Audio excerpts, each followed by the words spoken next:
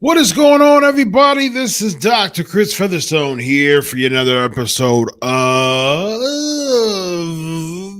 The Legion of Raw. I'm here with, the man of the weekend, ladies and gentlemen. Not only the man of the hour, but one of the most buzzing names of the entire weekend, Vince Russo. How are you, my brother? Well, let's buzz some more. Raju, get ready for your clips. Because do I get an apology now? I listen, I don't want an apology, but I really do want an explanation. Because if I didn't understand before, I really don't understand now. Yeah. So the WWE in putting the belt on Jey Uso, you know, bro, you know what makes me laugh? Here's what makes me laugh. I'm the guy that don't know what he's talking about. I never know what I'm talking about. Bro, the entire angle with putting the belt on Jay and what they did tonight is what I said. All storyline driven, bro. The entire thing was storyline driven. And I said, you know what, bro? If the boys want to believe that that is some type of reward for going up and down the road and 45-minute matches and all that, if they really want to believe that, good for them, bro. Believe it. What I was saying as a writer was every single time, with the exception of Booker T, because that was a totally different story. Every single time that title changed hands because of story. And that's why I said wrestlers want to believe there's more to it than that. And bro, if that makes them feel good, great. I don't have an issue with that. But don't go on freaking shows calling me out. Keep your family's name out of my mouth. Because explain it to me now, bro. So what? They only thought he was worthy for 2 weeks? They only thought he was worthy to hold the belt for 2 weeks. Now, what's the other side of that argument now? Right. That's all, Chris. That's all I want to know. Yeah, I think it's worse. I think it's even worse to me, Vince, that and it's like I said before. I understand both sides when it comes to Rikishi. That's how he feels about his son. I understand that, but at the same time, man, it's like he won it on the Raw, a random Raw. Only kept it for 2 weeks, and he didn't even defend it. He didn't even successfully defend it, did he? Did he successfully defend it? Did he have one match in there, bro? Did he have one match in there? Yeah, a match in there? I gotta look. We can't even remember what we see week to week on Raw, man. I could have sworn he had one title defense in there. I could have sworn. Was it? I got to find out. I don't even remember. Let me see. He won it. No, it was on a Raw. He won it 2 weeks ago on September 23rd. So that was September 3 weeks ago. Okay. Xavier Woods. That's what it was. He beat Xavier Woods. So he had it on the 30th. He had it on the 17th, 14th. 4 weeks in, he dropped the belt. Yeah, he had it for a month. Yeah, he beat Xavier Woods. That was when Kofi was supposed to get the title shot, and then gave it to Xavier. So yeah, I didn't say, I said nothing disrespectful. I gave the writer's point of view, and I said never one time was I in a creative meeting with Vince McMahon where he said we're putting the title on somebody because they deserve it. That's what I said. Because then, and you know, my other point was, okay, bro, so Shawn Michaels deserved to be Brett at the Survivor Series. Of course. Yeah, you know, it goes back to Vince, what I was saying, man. It's really apples and oranges from a like I'm not one of the boys, or I'm not, you know, like a writer. So if I'm looking at it from an outside perspective of someone who's been a journalist for a while, I'm looking at both sides, and I'm looking, like I told you before, it's like I wouldn't say it's a right or wrong thing for either side. I think it's you saying, okay, well, this is how you wrote. And then one of the boys saying, okay, well, you're writing for us to celebrate our business, you know, all the times we put in, all the years we put in. So I really don't think it's one of those things of saying, like, put my family's name out your mouth and all of that. It's just hard to really get so worked up about that if you're hearing a writer's perspective. That's how he wrote people to Chris. The reward is how long the Usos have been doing this. Mm-hmm. That is the reward. How long they've stayed on top, how long they've held that job, how long they've held a prominent spot in the wrestling business. That's the reward, bro. That's what speaks volume. How long has Jey Uso been in the WWE? 14 years. 14 years, bro. Do you know how hard it is, bro? Some guys don't even get a shot for 14 days. This guy's been in a prominent position for 14 years. That's the reward, bro. That's what speaks volumes. Yeah. Not putting the belt on the guy for 4 weeks with one title defense. 14 years, bro. He's managed to have an illustrious career. That's the reward, Chris. Yeah, I don't think they think that way, though. I think that they think from a way of, like, if it's 14 years, give me something to show for it. I think that's the Rikishi's in. Like, that's his defense of, like, this is the reason why my son deserved to be the Intercontinental champion. And it's hard for him to look at it from a writer's perspective because he's just not a writer, and he'll never understand a writer's perspective. And so that's why I think it's apples and oranges. Chris, you know what your reward is? Your reward is? I'll take Jey Uso's bank account any day of the week. Sure. That's the freaking reward. Yeah. 14 years employed by the WWE. Painfully, that's the reward, bro. And I'll take that paycheck any day of the week. And so would millions and millions and millions of other people out there, bro. Twice on Sunday, ladies and gentlemen. Twice on Sunday. Yeah, you know, it's you've been backstage, Vince. You understand the conversations of having conversations, of having talks with people who really spend a lot of time in the business. Help me understand just kind of like the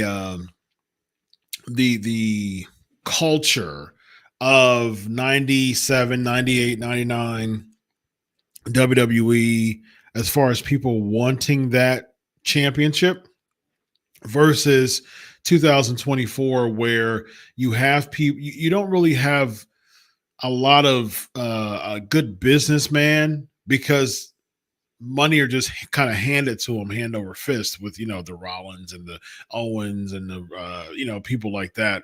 How is the culture different from then as far as people wanting to? So for instance, like what was it? Michaels, and when he beat Brett, that was 96. Yeah, I think so. That was 96. Yeah. So that was like, so Gorilla Monsoon kept saying, or was it Vince McMahon the boyhood dream comes true. The boyhood dream comes true. That was the thing. Boyhood dream comes true. How much of that backstage was reality as far as Shawn Michaels real like it's his crowning moment. He's been all this time he's been fighting for this moment. How much of that was legit? That a lot of it was legit. A lot of it, because since he was a kid, that's what Shawn wanted to do. So a lot of it. Okay. But again, bro, like if I say 50-50, I am being generous of the talent that really felt that way. I would say 75-25. Gotcha. I would say 75% it was a business. If the belt meant more money. Chris, here's what they wanted. They wanted a prominent spot on TV where they were going to, they were going to have a platform each and every week with good material, because now that meant dollars and cents for their brand. That meant merch sales, sell more tickets. That's what they wanted, a prominent spot on the show. That's why I'm saying, bro, for a guy that has had a spot for 14 years, to me, that way supersedes winning a belt for 30 days. Yeah, it's interesting, man. I would be interested. I know Rikishi probably have some, some response to this as far as like legitimately what Jay think. Is it really a crowning moment for him, like it was with Shawn Michaels? If it was a crowning moment for him, I know that clearly he's a businessman. Clearly he makes enough money not to spend a lot of time arguing against it, because I imagine even before he won the title, he was notified like, hey, this is for storyline. We're going to put you in with the Bloodline. That was probably 2 months or so, at least, in the making, as far as having that Survivor Series card. And so it makes me wonder, like, how far back did WWE know that Jey Uso was going to win the championship just to lose it, just for all this to be fodder for an eventual Survivor Series matchup between the Bro, Bloodlines? I don't think it was that long, because I would have to think Rikishi would have been smartened up. I would have had. I gotta believe that, bro. I gotta, because the things that he said and the things that he said about me, and he's going to step up and fight me and this, that, and the other thing, bro. Is he really gonna say that if he knows his son's gonna have? But one how title? much is that as a work, Vince? You know how these wrestlers, bro, it's all about work, man. It's all work. Bro. What's the best character? You really feel a certain way, and you magnify it 1,000 times over. Yes. That's what he did. He really felt that certain way, but yes, he definitely turned the volume up, but that feeling was there. Yeah, and that's why I'm saying I don't know how much out on the limb he would have went if he would have known that it was going to be over in 3 weeks. I don't even know if they're smartened up, unless Jay told them, but wouldn't it be, if you're doing this 14-year thing, wouldn't it be a lot more bigger than this? Wouldn't you have Rikishi there? You know what I mean? Why wouldn't you have that? It should be. It definitely should be. They use this as a pawn in the storyline with the Bloodline, and quite honestly, I don't think they really needed it. I agree. 100%. They felt it added to the story, so that's why they did it. But it was all 100% storyline driven, and that was my point 2 weeks ago. Yeah. So it makes me wonder, Vince, does he come in Survivor Series and then does he back out and go back to Raw afterwards, or does he still keep himself in this Bloodline storyline? It's going to be the Bloodline, bro. And then they're going to bring Sammy back, and then and bro, I'm hearing. I was reading online today that there are like 3 other Samoans waiting in the wings. Bro, this is the NWO. This is the NWO all over again, bro. This is exactly what they did. And the more I read, and now Jay's going to be right back with Jimmy and Roman, but they're going to be on the other side. They're going to be babies. They're going to need another guy. They're going to bring Sammy back in the mix. And you've got 3 more Samoans waiting in the wings. Bro, Heyman wasn't lying when he said top of the third. He wasn't lying. Bro, they can go on with this thing till 2030. Yeah, I don't know, man. I'm wondering if Jay will still be in the Bloodline stuff after the Survivor Series match, or Sammy, because they're both on Raw. I don't think Jay should be. I think that this I agree with you. I think this really kills a lot of his momentum as a singles guy, man. I really do, because why would he even care about the Bloodline storyline? From what I'm seeing, they're coming on, he's coming on SmackDown. Jimmy last week came on Raw, tried to recruit him. He said no. He comes on SmackDown, does a back and forth with Solo. Then he gets accosted by Roman and Jimmy. Then he says no yeet. And it's like, what we're doing the same thing again, as far as like being reluctant to join like Kevin Owens, because last year like Sami Zayn was like a part of it, and he was like, and Kevin Owens eventually like showed him the light and he broke away. And now it's just like we're doing another version of no, yes, at the very end. How predictable is this? That is the predictability. I always say predictability is not always a bad thing, Vince. But what I am saying in this particular time is this is very predictable. The ending is going to be, eventually he accepts. How much does that kill the momentum or the interest of the storyline as a whole? Chris, I took some notes tonight, and I just want you to follow me for a minute. And this is why I say all the time, as far as I'm concerned, the wrestling business died when the writers left, because you put it right back in the hands of the wrestlers. Chris, what you're talking about is a very basic playbook. Chris, listen to the things that were like said in the first 4 or 5 matches. Okay. We're going to start with the hot brawl. Okay. They finally open up the show hot. And here's what would piss me off if I was actually a fan of the WWE. Why are they starting off the show hot? They're starting off the show hot because they're in Philly. Should that matter? Should that matter if they're in Philly or in Des Moines, Iowa? You're still watching from home. So they're opening the show hot because we're going to be hot. It's going to be a hot Philly crowd. So we're going to open the show hot. Well, what about the next 51 weeks out of the year? Yeah. So let's go through this. So what does Rollins say? Here's the basis of the storyline, the genesis of the storyline. What does Rollins say? You want to be famous? I'll make you famous. Guys, how many times have we heard that? I've heard that since I was a 5-year-old kid. I'm 63 years old. Okay. Then we go to Jackie Redmond. She's with Damage Control, Liv Morgan, and Raquel Rodriguez. What road does Liv Morgan go down? You're jealous of me.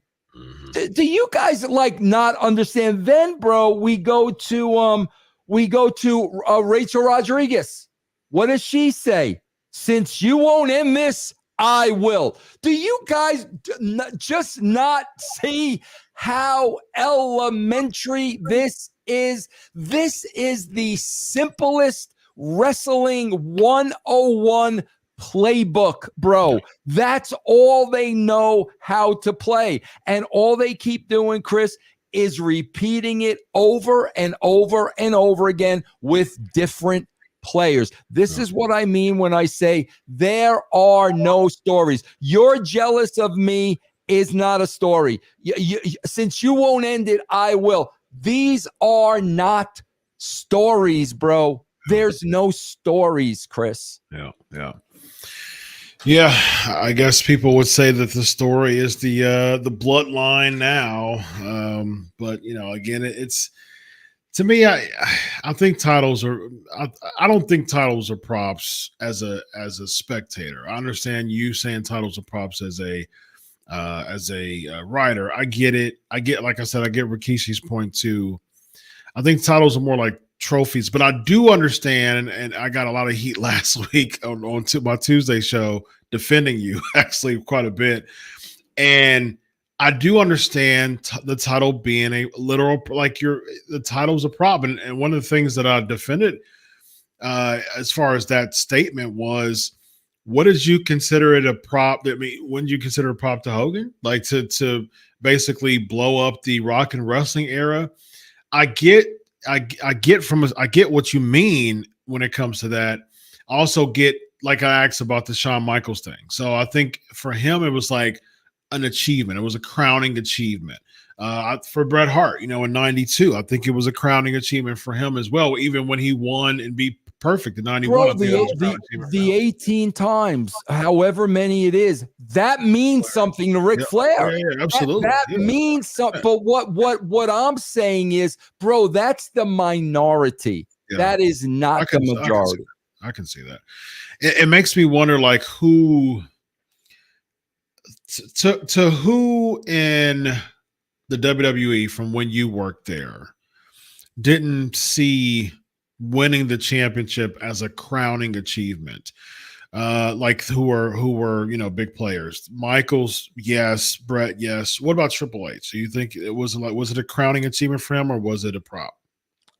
I would think with Triple H, because of the who trained him again, what's his name? Killer Kowalski. Yeah, I would think because of the lineage, and the way he came up in the business, I would think that Triple H was more traditional. So I would think it would mean more to that title would mean more to a Triple H. Do I think it meant that to Steve Austin? Absolutely not. I think what it meant to Steve Austin was money. And I was eating boiled potatoes, and now I'm on top, and I'm going to make sure I'm on top. I don't think it meant anything to Taker. I don't think it meant anything to Kane. I don't think again, bro, Mick Foley was jumping off roofs when he was a 15-year-old kid. So it might mean more to him. I don't think it meant anything. Maybe it meant something to The Rock because of the family bloodline. Yeah. Okay. But again, my whole point was, regardless of what it means to you, that's not how we wrote it. Yeah. That's all my point was. It could mean to you whatever you want it to mean. We didn't write it that way.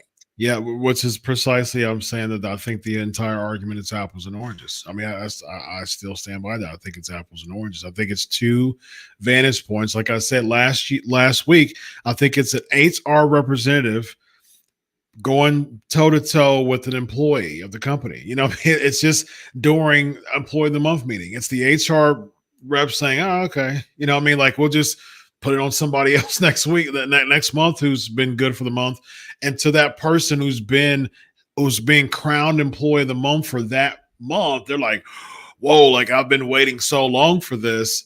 To the HR employee, they're like, okay, yeah, well, congratulations. Now we're moving on to the next month to see who's going to get the achievement. So I do think it's an apples and oranges. And maybe this will make people understand why, as the writer, bro, what do I always get? Oh, you put the belt on yourself.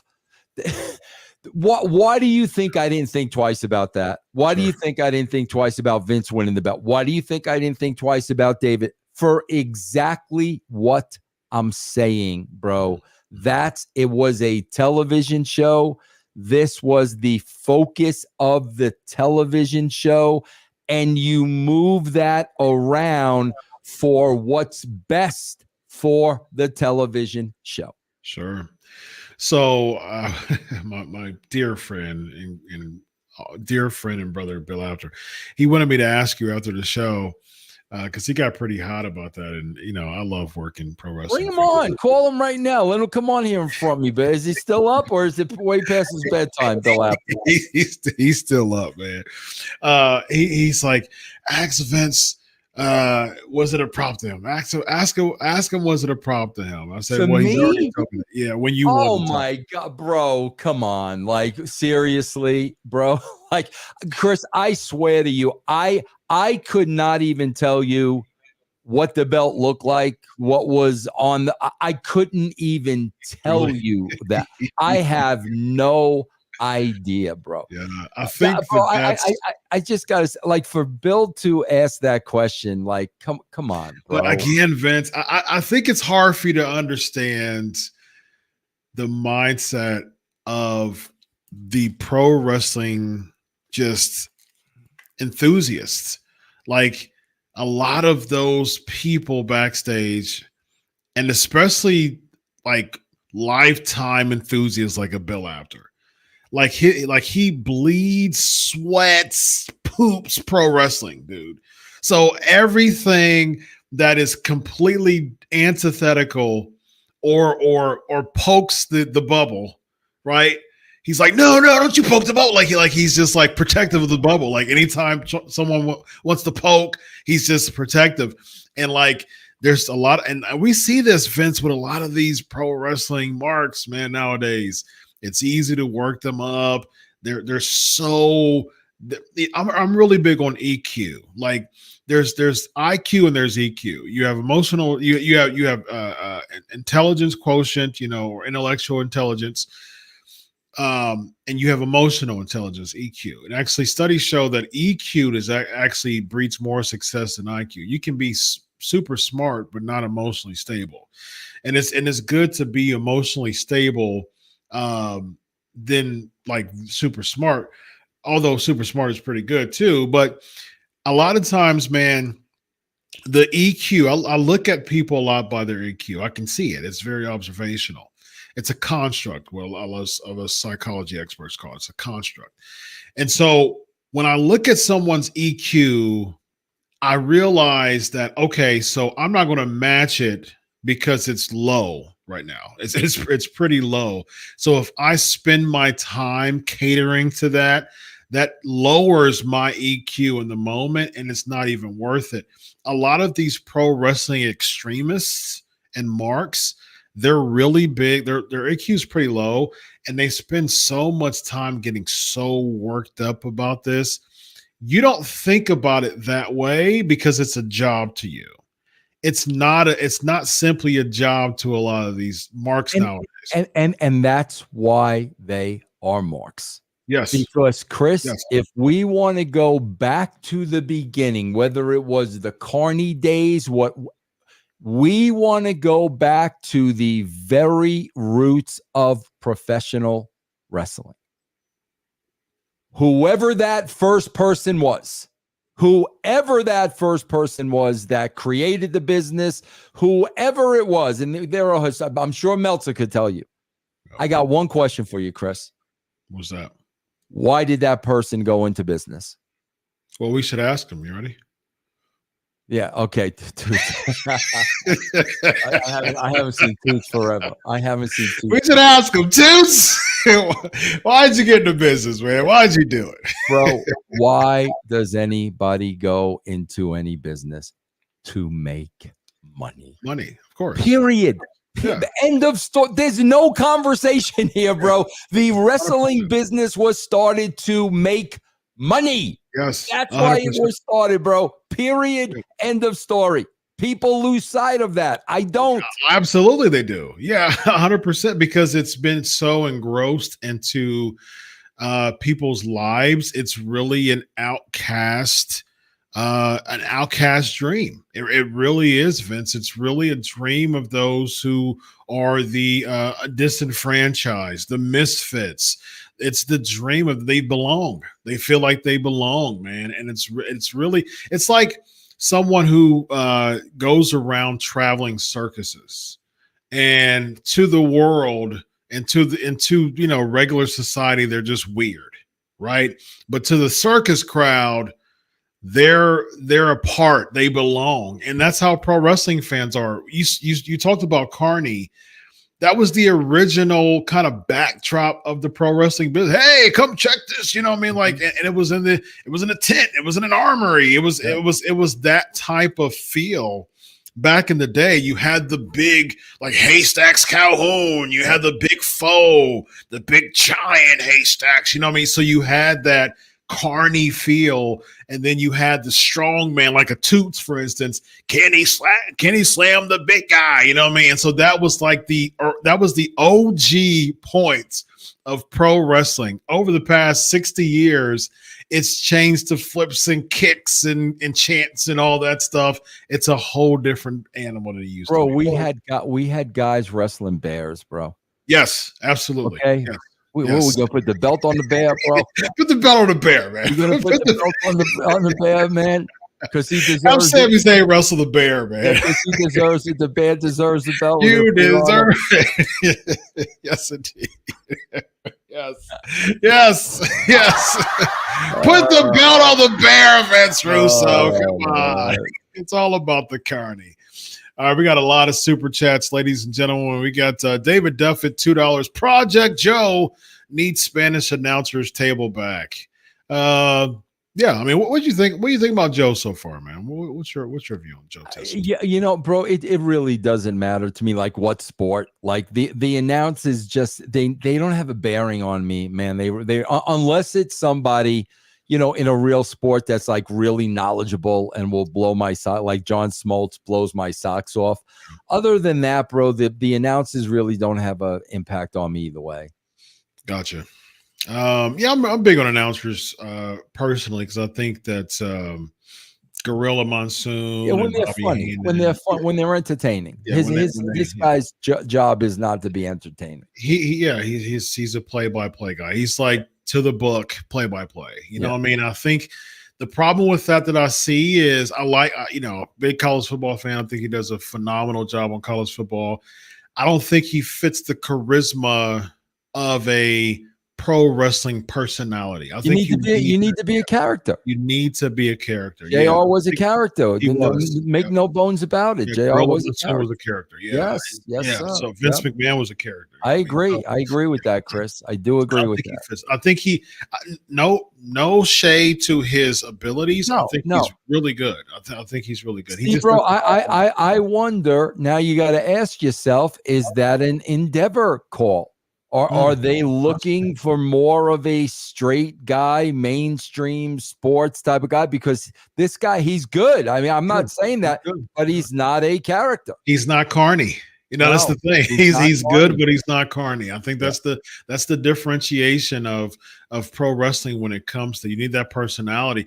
I think that Mauro Ranallo had a personality. I just saw on the socials that him and Don Callis is an announcing team for D'Amore's. Oh, really? Oh, good. Yeah, he was good. I really like that guy. I did too. I like Mauro a lot too. I'm like, man, that's a pretty cool duo. Mauro Ranallo and Don Callis. So Scott D'Amore is making some headway already, man, with that team. So kudos to Scott. You and Scott got along pretty solid, didn't you? Yeah, it was okay. You said it was enough to make me realize that it wasn't as solid. It was okay. Gotcha. All right, David, $2. Big push for Bronson again when he jobs to Seth. Yeah, I mean, we already talked about this. We knew that this was coming. This was very inevitable. It is unbelievable, bro, how they just refuse to put heat on heels, man. I don't understand it, man. I don't understand it. You've got Liv, Rachel, and Dominic backing off of one person. Yes. I don't know how you're ever getting heat on heels that way, man. It's an overemphasis of playing to the crowd, man. It's like I'd rather hear. It's a house full of steroids. They much rather appease the crowd than to generate boos. It makes me wonder, man. Is it a desperation to keep people so much that they don't want to lose anybody, and they feel like that if they're not giving them what they want, they might lose them? Because a lot of times they do that. Chris, if they're going by this rule of thumb, it's really hard for me to argue with them. And they may be going by this rule of thumb. We're making so much money right now. Don't change anything. Yeah, don't change anything. Yeah, if it ain't Okay, broke, don't fix it. and that's great. I mean, but again, I'm gonna say this again. Between AEW and the WWE, we've been looking at those same numbers forever. True. And bro, I don't want to hear about social media numbers and 42 million subscribers on YouTube until you can 1000% verify those numbers. Yeah. Because I do not take those numbers seriously, bro. Yeah. And if you get, unless you can scale those numbers monetarily, that doesn't mean anything. Yeah.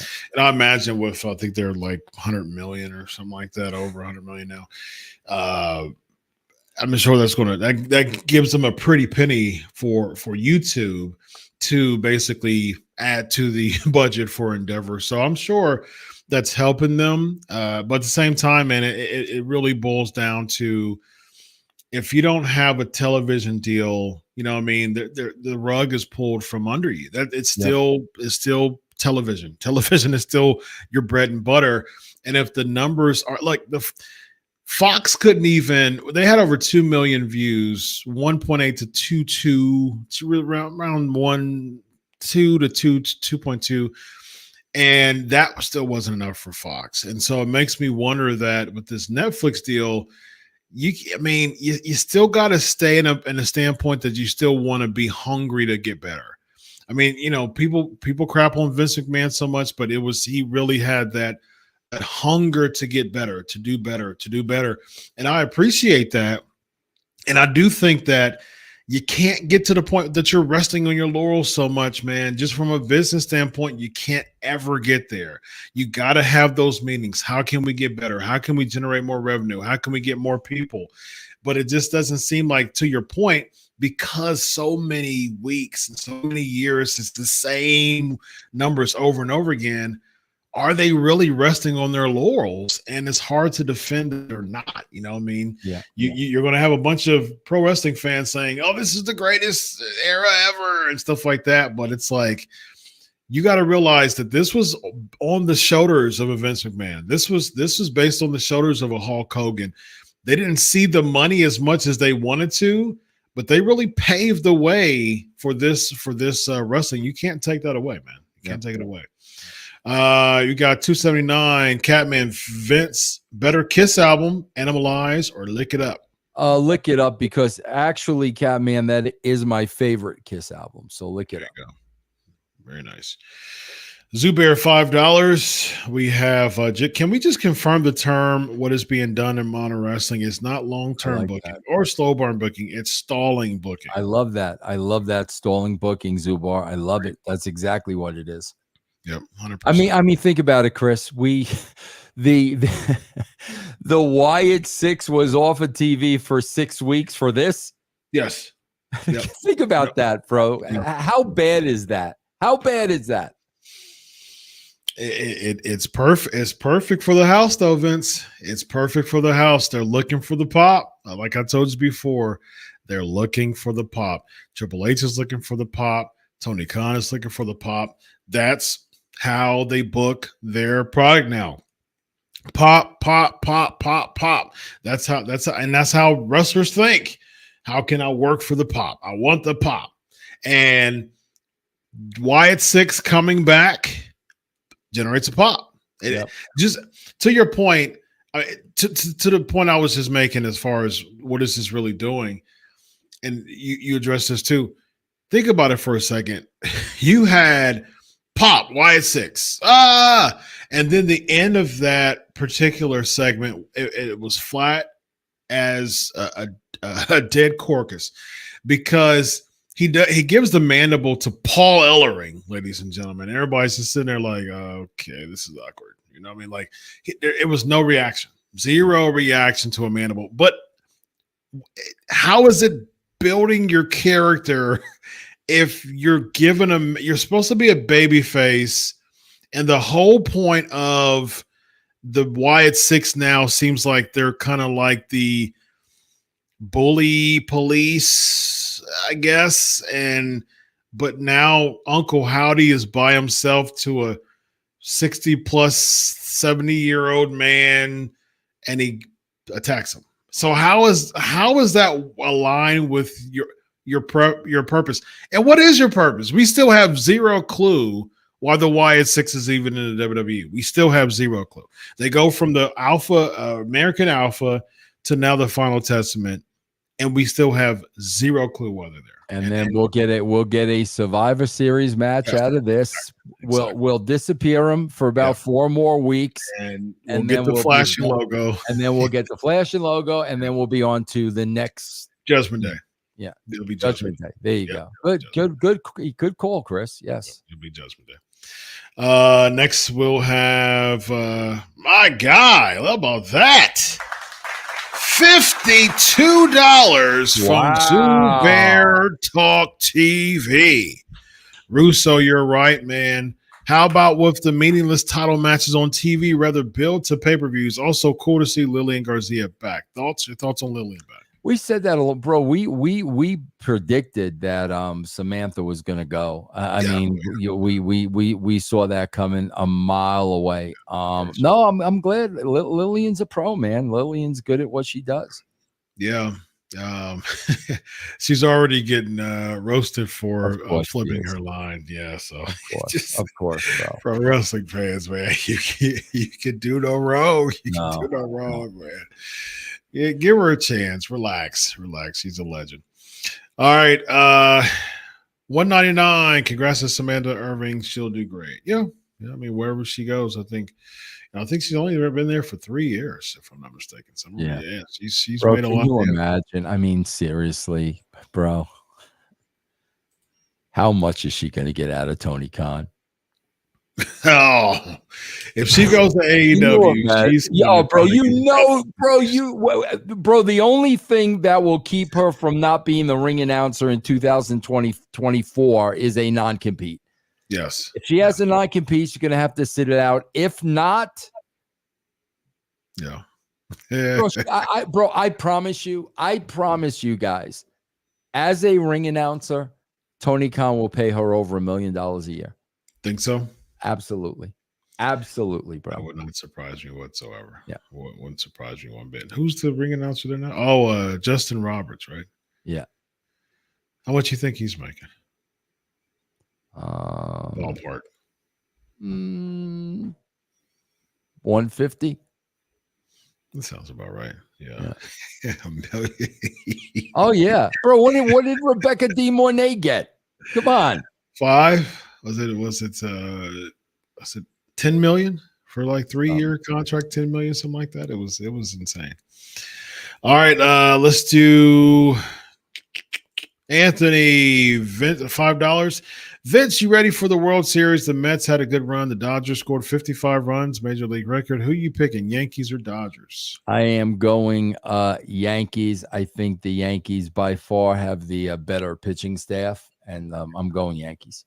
All right. Are you going? Are you rooting for the Yankees? I know that you're a New Yorker, so yeah, definitely. Yeah. Nice. Yeah. All right, Andrew, $2. You did also being on Piers Morgan show, Vince. Just overall thoughts on that experience, Vince. Bro. You know what I'm really mad about? I swear, bro. I'll tell you what I'm really mad about. The show was supposed to be about the documentary. Yeah. And Mushnick comes on there and he's talking about the steroid trial in 19. Oh, come on, bro. Like it was so yesterday's news and old news. And, they really, Pierce's group really wanted to do a show about the documentary. We didn't get to talk about that thing at all, bro. We all tipped it all that Mushnick was coming in. They said they didn't tell us he was definitely coming on, but they said they were trying to get him on. Okay, gotcha. Yeah. Okay, so y'all were tipped. It just wasn't confirmed that he was going to. Yeah, gotcha. Yeah. It really took a different. I saw the whole thing. I mean, he's talking about 1990 steroid, bro. Chris, I've said this for the record, and I think you will 1,000% agree with me. I do not like today's product. I don't make any bones about it. However, there is no question whatsoever that the wrestling business is now a much healthier environment. Oh yeah, absolutely. There are not drugs. There are not steroids. There's no pills, alcohol. These dudes are playing video games in their room. And that's a good thing. That really is a good thing. And I'm glad to see that. Yeah. But to have to go all the way back to 1991, like that's still relevant today. Come on, man. That's not the same culture, man. No, bro. No way. Yeah. I mean, I know a lot of wrestlers in all different promotions, and it's, from what I am told, it's not the same culture. It's a lot of them is they'll watch TV, and they'll watch the show in Gorilla, and they'll be playing video games and eating food and catered. I mean, it's really just and they pack their video games with them. They literally bring their games with, and that's great. Yeah, I think that's great compared to the shenanigans that used to go on. Yeah. And I have no dog in the fight when it comes to that. I can only go by, with you and all the, hundreds of people I've interviewed over the time, and I didn't have any, people to confirm how the, backstage was back then. But from what I've, researched and what I've heard, from different veterans, it was a crazy backstage world back then, man, as far as passing pills and having bags of pills and things like that, and just all types of stuff, all types of enhancements, so to speak, and just really jockeying for position, and just a very a very fraternal type of society. And it was just really eat, sleep, breathe wrestling. We're the boys, it's a very internal, type of world. And I think now it is a different scope. Could we say that it's better overall in the product? I would argue with that, though. I would argue with, yes, it's better backstage, but is it better as far as the presentation? I would argue in a lot of ways, no, because back then, at least you had pro wrestlers who really was engrossed in making the product as good as it possibly can, because they wanted to sell seats. They wanted to bring people in. They had to do the best they could to be able to carry that over to the next city. So there was a lot of stake then. I tell you all the time, we have these conversations about stakes. There's not a lot of stakes now. Yeah. So you have a lot of people who are in the wrestling business that there's not a lot of stake. Whether they sell 2,000 tickets like an AEW or 10,000 tickets, they still got their big money contracts. They still got their big money television deals. Yep. And that wasn't the atmosphere, 30 years ago. You had to earn every single dollar, and more than everybody, watching this, every single show, you had to write, not expecting anybody is going to watch the next week. So you had to put everything on the table to make sure that you're retaining your people and gaining new followers. That's the reason why those go home shows were so important for the PLEs. Those were incredibly important. So it's not the same atmosphere nowadays, unfortunately. We have Awesome Sauce, $2. Only thing real is money, miles. Captain Lou, no titles. Very nice. Yeah. Very nice. Great, Captain Lou. Catman 699. What are y'all's thoughts on NWO 2000? Absolutely loved the build up to the reveal. In my opinion, it had a lot of potential to be awesome. That was Brett, Jarrett, Nash, Hall. Right, you were there doing NWO. Yeah, no, it would have been awesome, but everybody got hurt. Like everybody got hurt. So it came crashing down. Yeah, it did. It was a silver and black, I believe, NWO. Let's see. We got PGH87 pins, 499. Rock's going to be the fourth member with Usos and Reigns for War Games, then turn on them. Is there something to that? Yeah, I don't know, bro. It's just interesting. It's like interesting, like I don't know, with Rock's movie career, right? And I mean, I just saw an ad today, read something. He's got another new movie coming out. Yep. Does it behoove Rock to be a heel in wrestling? I don't think he cares. I think it's two different worlds to him. Yeah. Yeah, I don't think he cares. He's a character, man. He's an entertainer. It's entertainment to him, man. Yeah. I think Rock's always been like that. Like I see what you're saying as far as the legacy that I know you fought to legacy, but he's a football player, man. I mean, a lot of those football players that come in, they're like, man, let me make some money. Goldberg, Vader, like all those football players, they come in. Ron Simmons is another one. He's like, I'm a football player. Let me just make some money. But I mean, what kind of a match would it be for the Usos and Reigns and Rock? Very lopsided. Two guys whose names I still don't know. Yes. Like, really? Very lopsided.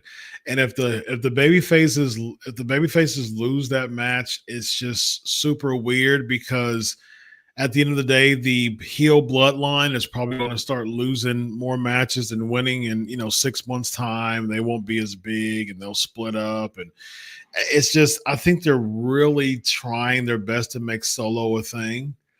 But to me, Solo isn't a thing. When he was like the hired gun type of character, similar to what Jacob is now, when he had that for Roman, it made more sense. He was kind of a silent assassin, similar to Jacob now.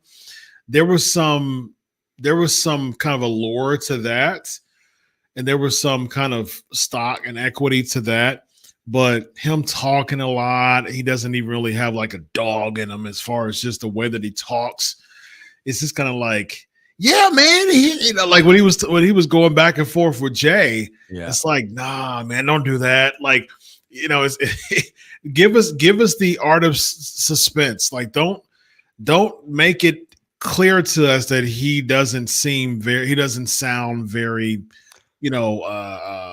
tribal chiefy, so to speak. And that's the thing you got to understand, man, is they put him in a position where he filling Reigns' boots. No, bro. I mean, Chris, we can go back throughout history, bro. That's why when you had Andre Hogan, when you had Hogan Warrior, bro, when you had Hogan Zeus. These were people that there was that question mark, bro. Yeah. Sequoia, bro. He started off as a fourth banana.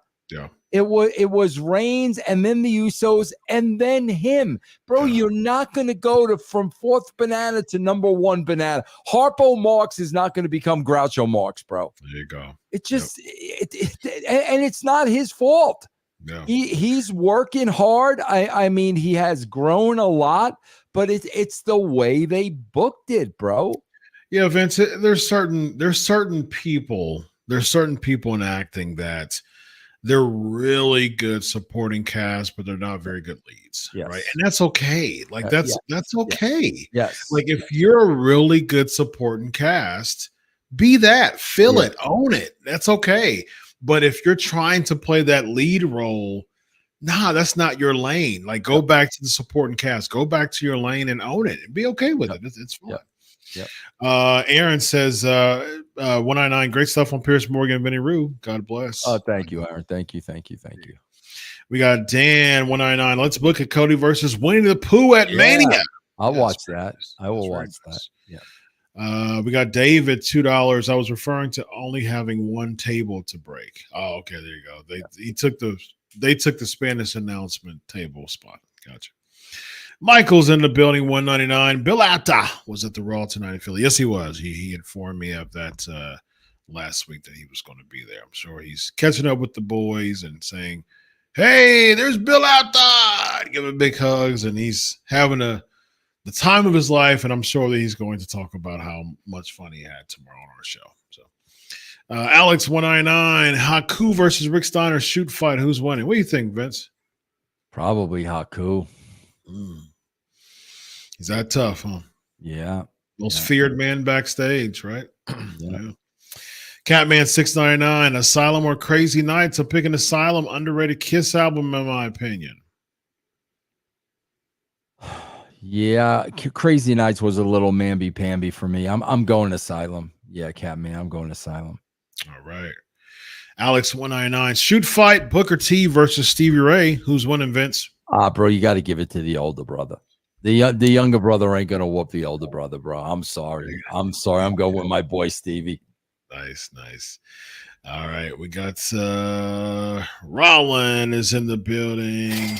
999. Wow. Lawrence Taylor's Super Bowl ring sold for $230,000. Babe Ruth's 1927 World Series ring sold for $2.1 million. Most humans wouldn't spend $1 for the oldest WWF belt to keep forever because it's a prop. You'd be surprised, Roland. You'd be surprised, bro. I don't think they'd get.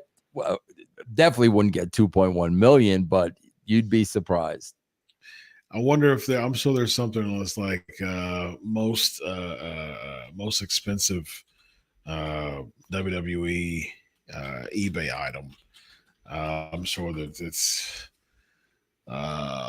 there's wrestling cards. You got Hulk Hogan, a prototype wrestling memorabilia, a prototype using for Hulk LJN figure, asking price of $50,000. Wow, there you go. 50 grand. All right. Aaron, have you watched The Penguin yet? Yeah, tremendous. That Aaron is good television. That is good television. Bro, I want to ask you a question. I'm just curious, man. I wonder, getting back to the Rikishi thing. Yep. Bro, I've heard Kevin Nash call that belt a prop 1 billion times. I wonder how Rikishi feels about one of the boys referring to it as a prop. Yeah, I mean, Kevin Nash, Goldberg. I mean, if we go down the list of WWE Hall of Famers and how much of them just really thought it was this is just an avenue to give me more money, for the business and my job. If this Employee of the Month trophy is going to give me a raise, I'll take it. You know what I mean? Bro, a lot of, I mean, Chris, I know you know this, but a lot of people listening to this show might not know this. Bro, a lot of the boys don't like having the belt because they've got to lug it around with them to airports and to go through security. It's a pain in the backside. I can't tell you how many boys I work with that hated lugging that thing around. That and more media, tons more media, and there's a lot of people that's just like, I just don't feel like, I got a lot of stuff going on at home. My marriage isn't the best right now, and now you're putting the belt on me. Now I got to do this show in the morning, this show in the afternoon, this show tomorrow morning. I got to go bright and early at 6 o'clock in the morning. Like I don't want to do all that. I'm good. I don't feel like it. Awesome Sauce, $10. Who y'all say the most popular WWE female wrestlers ever were? For me, Chyna was on the network shows. Wendy, cartoons, MTV Goonies vid. Sable and Leno, all mainstream moments, unlike Trish and Lita did 0 outside of WWE. That's a good question. Who would you say, Chris? That's a good question. I would put Moolah in there. I would too. I got to tell you, I would say Moolah because Moolah was just on top for so long, and there was nobody else. I mean, you had your Lilani Kais and your Judy Martins and all that, but Moolah was like the female version of Hulk Hogan almost. Yeah. I think Richter's fair to put in there too because she was so prominent in the rock and wrestling era. Yes, she was. She was like the female Hogan at that point, as far as popularity. She was the biggest babyface in the Romans division. Yeah. So I put a Wendy in there. Chyna got good exposure. Yep. So I was going to say Chyna too, because she transcended the business. As far as one more person, see, Sherry comes to mind. But I don't think she really transcended the business. Yeah, she owned the business inside of it, but I don't think on the outside, no. I don't think she transcended the business. Yeah. It'll be interesting to know, someone else. So Moolah, Richter, Chyna. Whoops. I mean, of course, you got to. No, Where are all the whoop whoops? Come on, bro. I put Lyra Valkyra there. Lyra Velcro, bro. Where are the whoop whoops? I mean, you in and out, man. You know their schedule. You in and out. Either they're at the party doing whoop whoop. Now we got and the other one, the new Shakira Jackson and Lash Legend are now the new Fire and Ice. Yes, the new Fire and Ice now. Yes, absolutely. Yeah, might as well go down the rest of the card for the rest of the show. What you got, man? What's okay, yeah, we got the open. And bro, listen, I put him over, man. I put him over. It was a good hot open. I like hot opens. You guys know that, but there's no reason that they're only doing it because it's in Philly, bro. You should do it everywhere you go. The New Day against AOP. Man, there's so many layers to this. The Truth attacks the Miz, and then Woods doesn't want Kofi getting back involved, and then Miz is with the AOP now, with the whatever the name of the group is, and then the Final Testament, and then the why. There was a lot going on. It was just a lot going on here, bro. See, this is a thing, bro. Like, if you let Karrion Kross and Uncle Howdy go at it promo wise, this could be good, but that's a level above basic wrestling, bro. That's the Bray level that nobody there seems to know how to do, bro. Vince, I was thinking the exact same thing. I was disappointed in this segment only because I think it should have had more legs, more steam to it. Yeah, I think that this Wyatt 6 versus Karrion Kross, the Final Testament. I think outside the ring, you could have blown this thing up to make it WrestleMania quality. I agree with you. I think you should have saved it. I think this should have been a WrestleMania quality match with a lot of bells and whistles and vignettes and a lot of, momentum going to it. But again, man, you're just throwing these matches on Raw and you're playing to the house too much, man. I mean, bro, what's see, I don't even remember her name because she's not featured at all. What's Cross's girlfriend's name? Scarlett Bordeaux. Dude, highlight her with Nikki Cross. I mean, you can go there, bro. That's more interesting than all these different girls you're bringing in every week. 100%.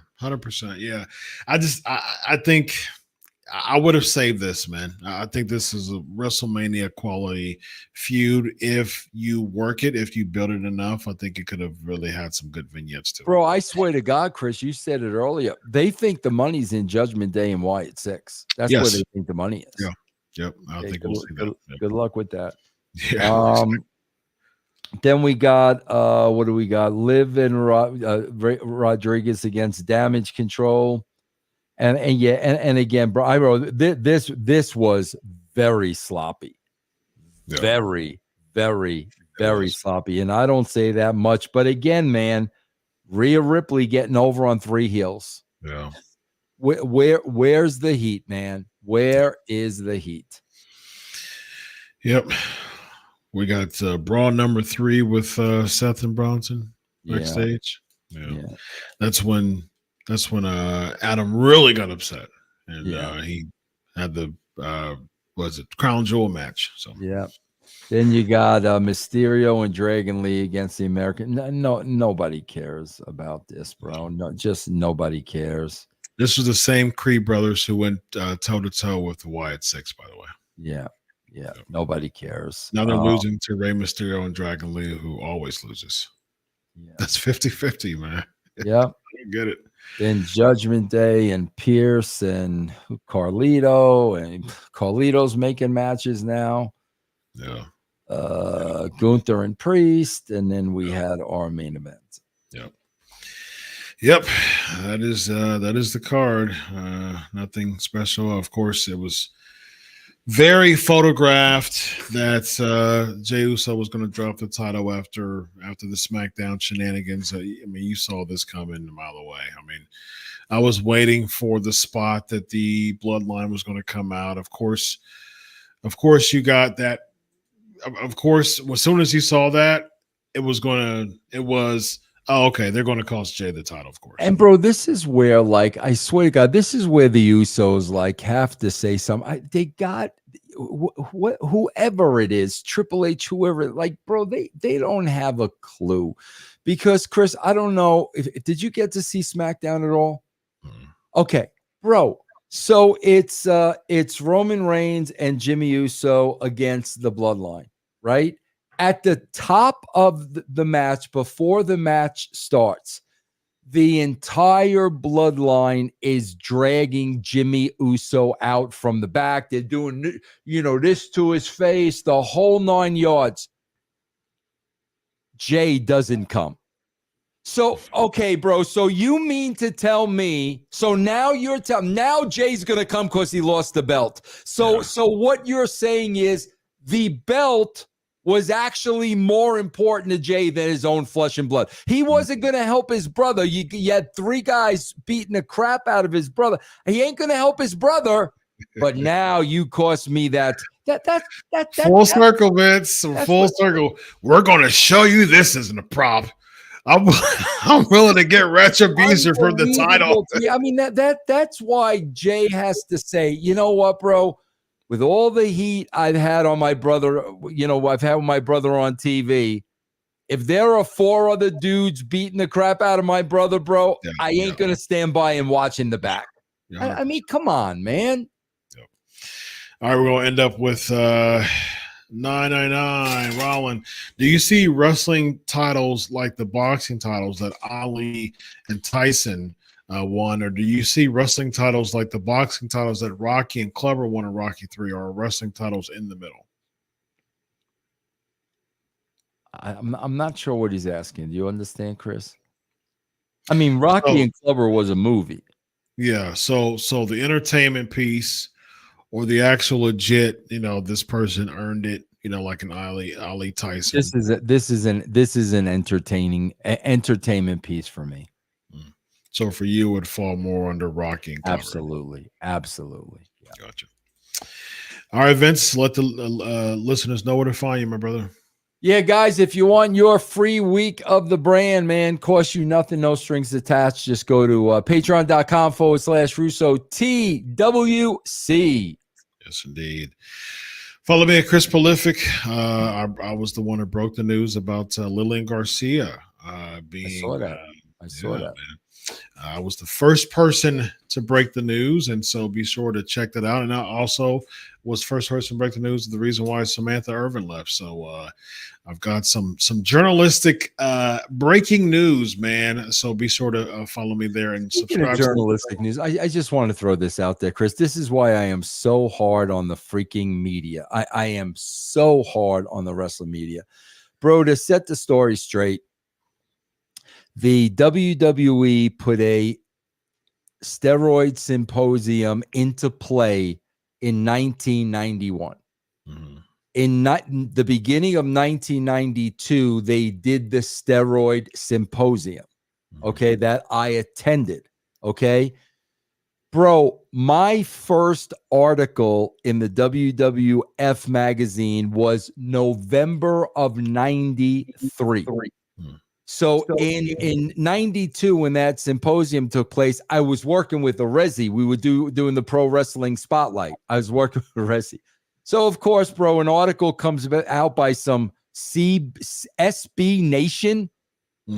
So the SB Nation has the Phil Mushnick stuff, and the SB Nation claim, very factual, Chris, that I was working for the WWE in 1992. I hope people understand why I am so critical with the wrestling media. All that stuff is out there. Yeah. It's all documented, bro. All you have to do is find it. I did not start, bro. The symposium was the beginning of 92. I started with the WWE November of 93.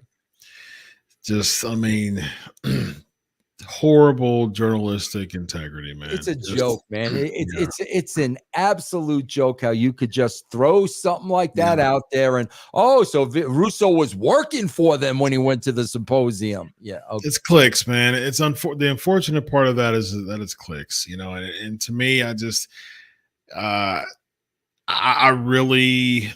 very serious about journalistic integrity, man. I just can't represent my brand and just throw stuff out there and see if it sticks. I just don't.